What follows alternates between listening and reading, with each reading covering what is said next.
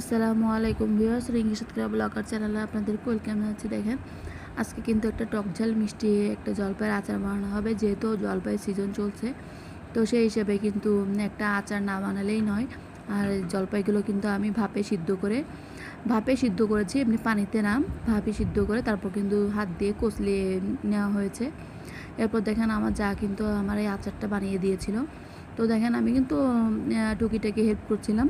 তো এই যে প্রথমে সরিষার তেল দিল, এরপরে কিন্তু আমার ব্লেন্ডারে সরিষার আর রসুনটা কিন্তু বেটে নিয়েছিলাম, তো সেটাই দিয়ে দিল একে একে। তারপর মরিচের গুঁড়া, একটু করে আপনার মশলার গুঁড়া, আর একটু করে কালারের জন্য হলুদের গুঁড়া দেওয়া হয়েছিল।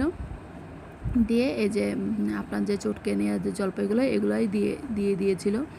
তো এগুলো কিন্তু প্রায় 2 কেজি মতন জলপাই ছিল। আর জলপাইগুলোতে কিন্তু বেশি মিষ্টি দিব না, কারণ যেহেতু এটা মাঝে মাঝে ভাত দিয়ে খেতে ইচ্ছে করে, মানে সেই জন্যই কিন্তু বেশি মিষ্টি দিব না, নাহলে কিন্তু একটু মিষ্টিটা বেশি দিতাম।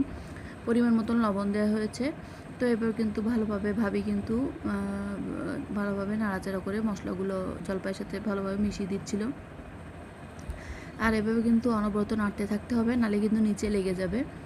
তো দেখেন এরপরে কিন্তু এই যে আপনার যে ওই যে পাঁচফোড়ন সেটা কিন্তু ভাবি আগেই ভেজে গুঁড়ো করে নিয়েছিল, সেটাই কিন্তু দিয়ে দিয়েছিল। আর লাস্টে কিন্তু ভিনেগারটা দিয়ে দিল। ভিনেগারটা পরিমাণটা আপনারা আপনাদের মতন করে নেবেন। ভিনেগার দিলে আসলে আচারটা নষ্ট হয় না, অনেক দিন পর্যন্ত রাখা যায়।